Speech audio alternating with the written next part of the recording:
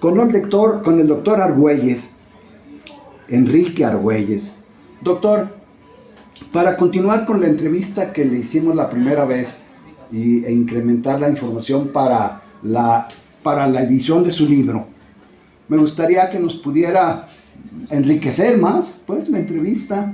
¿Qué le parece? Entonces, ¿empezamos con las preguntas? Sí, cómo no. Empezamos. Sería la primera.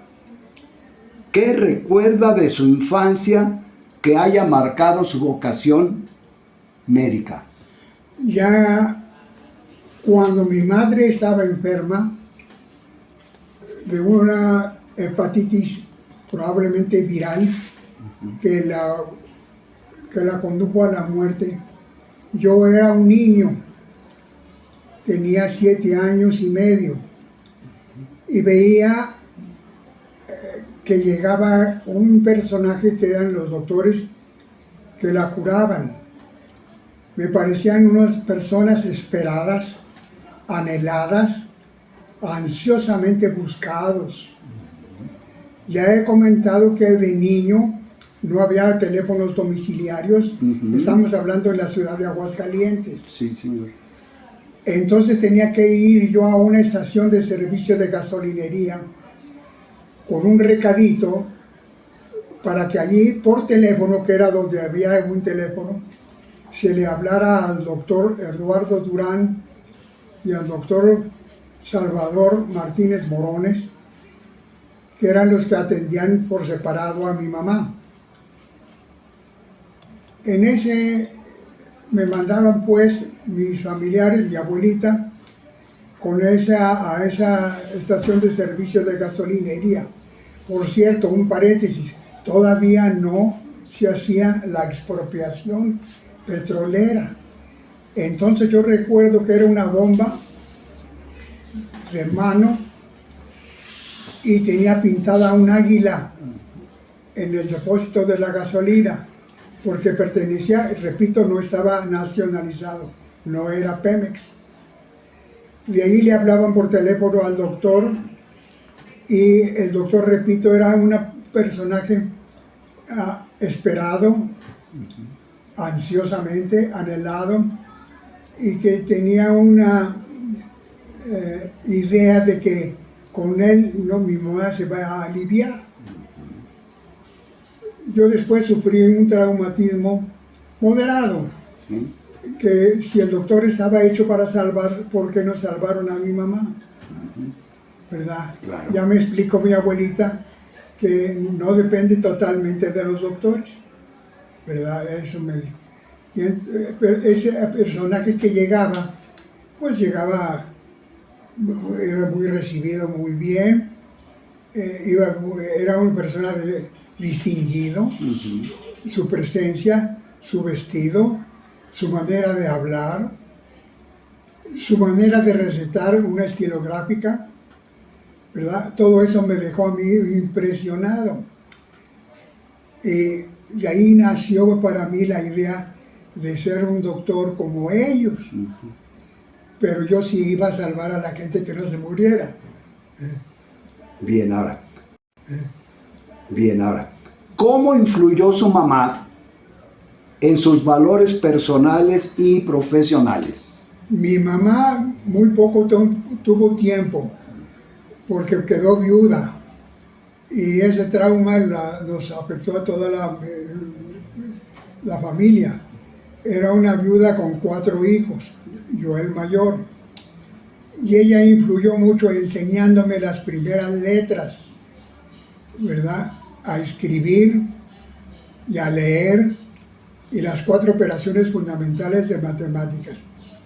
Era una época en que la educación en México estaba en bimbalete entre la educación socialista y la educación tradicional hispánica. Entonces mi madre influyó en mí porque no había muchas escuelas oficiales y me inscribieron en una escuela privada, particular, donde enseñaban con el modelo tradicional, y ya iba yo sabiendo leer, escribir, y las 4 operaciones fundamentales, y entré unos años a esa escuela, en Aguascalientes, por la calle Emiliano Zapata. Y allí me enseñaron a escribir bien con letra Palmer, a hacer ejercicios caligráficos, la ortografía, la gramática española. Me acuerdo del título, Emilio Marín, y Carlos González Peña, eran los autores que leíamos. La geografía, la historia, de un autor zacatecano, creo, la historia de México.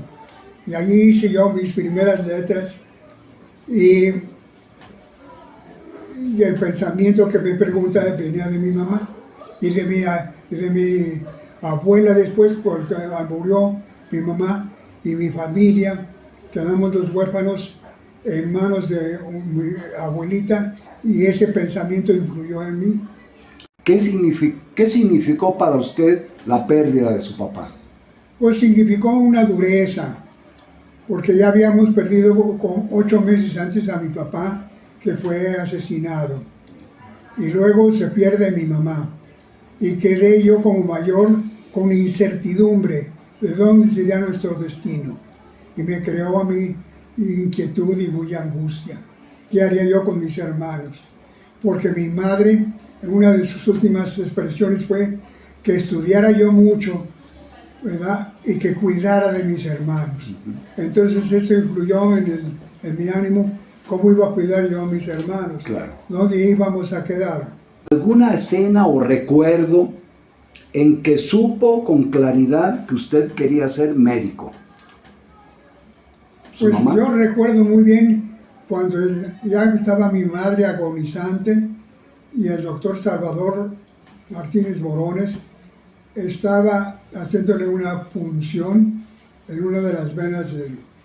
Ese yo creo que es el hecho más importante que me indujo a estudiar medicina. Ahora, ¿cómo fue su experiencia como estudiante de medicina en la UNAM en los años 40? Fue una experiencia muy bonita. Yo tuve maestros que eran paradigmas, ¿verdad?, de la medicina, y me impresionaron, y yo capté esa impresión, ¿verdad? Me acuerdo de maestros muy distinguidos. Me llamaba la atención su sapiencia, ¿verdad?, su comportamiento, su lenguaje, su aspecto en general.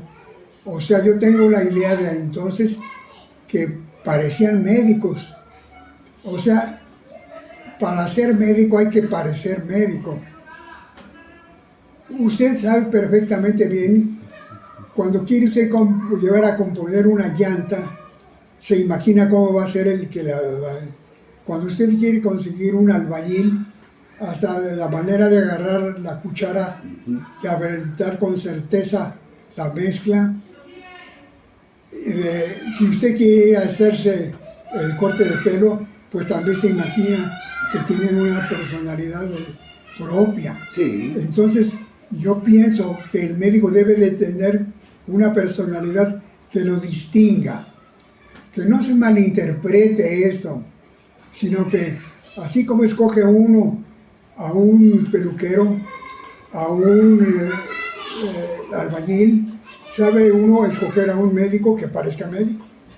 Oiga, ¿y en algún momento dentro de su carrera tuvo usted crisis o dudas de ser médico?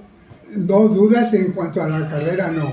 Lo que tuve yo crisis fue de, pues, económicamente, si podían sostenerme, porque había que ir a estudiar a la Ciudad de México desde Aguascalientes. Y la duda era más bien económica, familiar, pero no de vocación. ¿Y de sus maestros, cuáles considera usted que hayan sido más influyentes en su vida? Pues, hay varios. Uno de ellos es Fernando Latapí, otro Alejandro Celis Salazar, Mario Rebolledo Lara, Isaac Costero Tudanca, un español, Ignacio Chávez, pues son los que de momento así, a pronto Son los que le quedaron más grabados. Sí. Oiga, ¿y qué lo motivaba a seguir estudiando medicina? Pues desde luego la vocación, Ujú. el afán mío de ser médico, Claro. eso me motivaba. ¿Y los retos? ¿Qué retos se enfrentó al llegar como médico aquí a Zacatecas? Cuando llego a Zacatecas, el reto que me encuentro, pues era la situación económica en general de la ciudad me impresionó. Hubo un médico que dijo que venía a hacer aquí, que no había manera de destacar, ¿verdad? Y ese era un reto, pero fue pronto sustituido el reto porque me llamaron a dar clase en el Instituto de Ciencias de Zacatecas, en la escuela preparatoria, ¿verdad? El rector de entonces, Roberto del Real.